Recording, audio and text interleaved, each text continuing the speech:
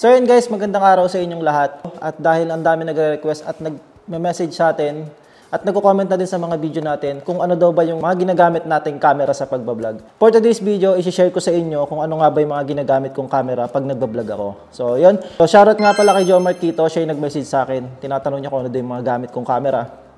Kay Jello De Leon, shoutout. Kay Jonathan Labugen, kay Bubble Wrap, kay Jansen Palaran, kay Galanchers 8013. So, sinulat ko na sa papel kasi wala akong extra phone, hindi ko siya mababasa.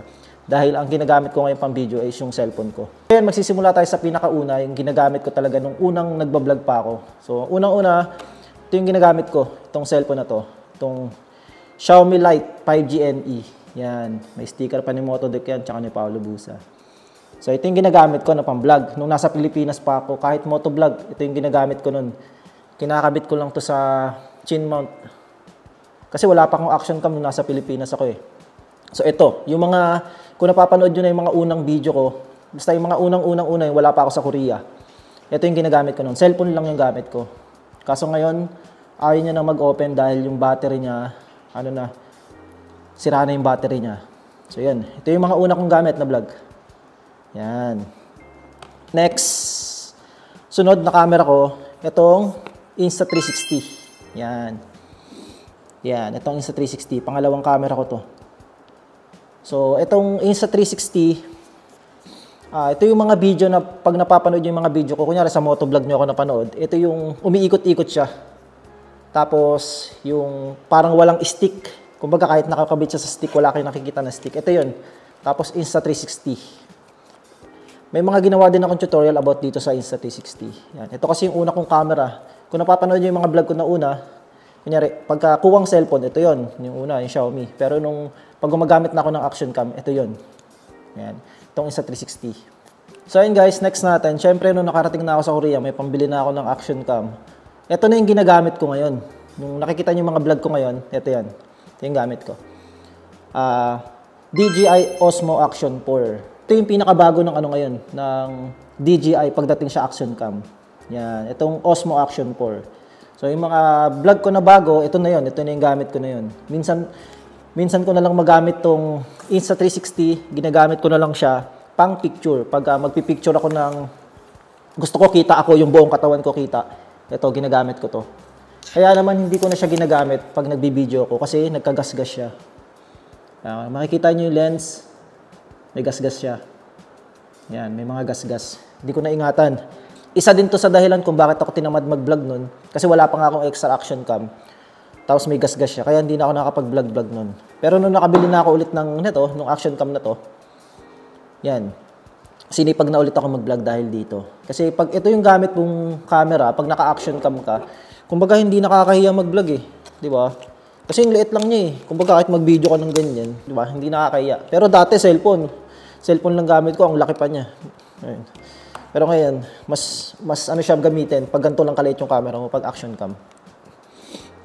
Kasi kahit saan mo siya ilagay, di ba? Pwede.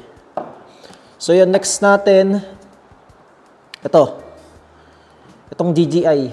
Itong DJI Mini 4 Pro. Yung pinakabago din ng pinakabago ng DJI pagdating sa drone nila. Kung napapanood niyo yung mga video ko na, yun, nagpapalipad ako ng drone, ito yung gamit natin. Basta pagka yung video ko ay aerial shot, ito yung gamit natin na drone. So dito ko na nabilihan sa Korea itong dalawa na to. Tapos, ang ginagamit ko nga palang mic, ito, yung gamit ko ngayon, nakakabit dito. So ito siya. HoloLens Lark M1. So dito ko na rin ito nabili sa Korea. Ano lang sa akin to, parang nakita ko sa kasamahan ko dito na nagbablog, si Repax. Ang ganda ng audio. Yun, bumili na rin ako. Kasi, dati nagbablog ako, talagang cellphone lang, wala akong mic. Kumbaga, pagka pinapanood ko yung video ko, parang minsan hindi ko naiintindihan. So, kaya nag-invest ako sa mic, kahit mahal. Nasa ano to eh? Nasa 8,000 to 10,000. 8 to 10,000 yung presyo. Kasi nasa 270,000 won yung bili ko dito. Kaya mahal siya, pero naman, worth it. Pero may mas mahal pa dito. Mas gusto ko sana yung DJI. Kaso mahal, 30 eh. 30,000 na tayo. Pero mas maganda yon. Kaso ito pa lang yung kaya ng budget natin. Kaya ito yung gamit natin. Pero maganda naman siya. Maganda siya gamitin. Kasi 200 meters kahit nasa 200. Kunyari, itong cellphone ko nandito. Lumayo ako ng 200 meters, sagap niya pa rin. Ayun yung maganda dito sa mic na to. Tsaka, maganda, malinaw talaga yung yung sagap niya. Next naman, yan. Itong cellphone ko na to, na iPhone 13 Pro Max. Yung nagbibideo na to, yan yung gamit ko. Pagka cellphone yung kuha ko, kunyari, pang TikTok, yan yung ginagamit ko. Tapos minsan, ito, yung vlog na to, yan yung gamit ko. Kumbaga, pagka kailangan ko ng mas malaking screen, mas malaki yung kuha niya, tapos malinaw, yan yung ginagamit ko yung iPhone. Pero pag vlog, ito talaga. Ito yung ginagamit ko. Tapos pag magpipicture ako, nakita yung buong katawan ko, ito yon, yung sa 360 ONE X3. Sa mga nagbabalak mag-start mag-vlog, kahit cellphone lang, wala naman yan kasi sa sa camera na meron ka. Ako kasi nag-start talaga ako, ito lang gamit kong cellphone. Kahit nung unang-una pa, nanghihiram nga lang ako ng action cam dati pag magbablog. Pero nung nagkaroon ako ng cellphone, ito maganda-ganda na kasi yung quality ng camera na to. Ito yung ginagamit kong pang-vlog. Mag-motovlog pa ako nung kinakabit ko siya sa helmet, nakaganyan siya, 'di ba? Kasi kumbaga pag aantayin mo pa na makabili ka ng mga mamahaling mga camera, tapos magi-start ka pagka nakabili ka na, mas maganda mag-start ka kahit sa cellphone muna. Kasi sa cellphone, matututo ka na mag-edit, mapapractice ka na mag-vlog. Kumbaga nasasanay ka na magsalita sa camera. Ganun yun eh. Kumbaga unti-unti siyang natututunan. Yan, pag magbablog ka. Tapos unti-unti, pagka may budget na, bili ka ng action cam na kaya ng budget mo. Tapos mapapansin mo, iba ka na mag-vlog nung kumbaga malakas na yung loob mo sa pagbablog. Tapos habang tumatagal, parang naghahanap ka na ng mga camera na kailangan mo. Kasi parang sanay ka na gumamit ng mga ibang klaseng camera, yung kunyari drone, ganun.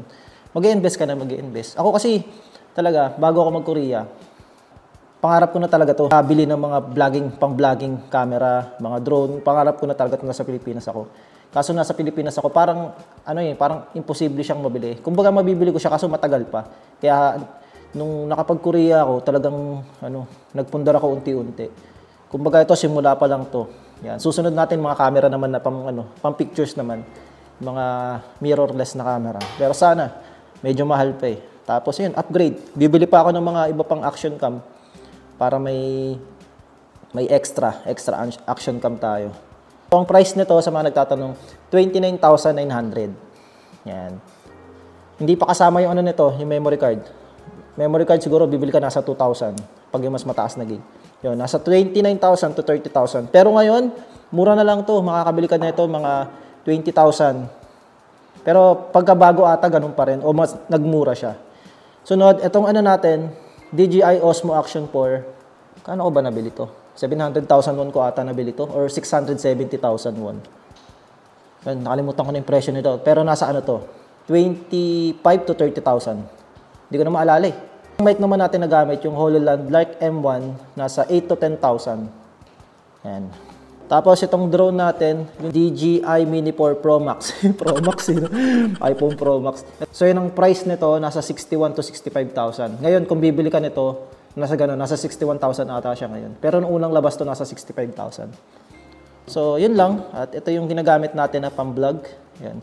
Kung may mga tanong pa kayo regarding sa gamit natin na vlog, kunyari, i-review natin. Pagka nagka-time tayo, i-review natin siya isa-isa. Pero makikita nyo naman kasi ito sa sa mga vlog ko eh. 'Di ba? Kung napapanood yung mga vlog ko, ito yung mga ginagamit ko talaga. Pero yung mga bagong vlog ko nga, ito na yun. Itong action cam na yun. Yan, yung kaka-upload ko lang, ito yung gamit ko nun. Tapos yung mic, kinakabitan ko lang siya ng mic. So yun, ito yung vlogging setup natin. Yan, sa mga nagtatanong, yan, all goods na. Sa mga susunod na taon, sana mas madagdagan pa to. Mas dumami pa. Pinaka-target ko ngayong taon, baka hindi pa kaya ngayong taon. Baka next year. Yung pinaka-camera na talaga. Pag-iipunan ko. Para pag uwi ng Pilipinas, ay may pang-sideline ako. Kumbaga, kunyari, taga-picture, photographer, di ba? Kasi may mga kaibigan din tayo dito sa Korea na mga photographer na pwede tayong manghingi sa kanila ng advice at maturuan nila tayo, di ba? Kasi parang na natin, sulitin na natin kasi mahilig tayo mag-video. Pasukin na natin yung mga ibang photography, videography, mga ganun. So yun lang, hanggang dito na lang yung video natin at ano ba gagawin ko? At mag-e-edit pa ako ng vlog. So yun, hanggang dito na lang. Paalam! Boom!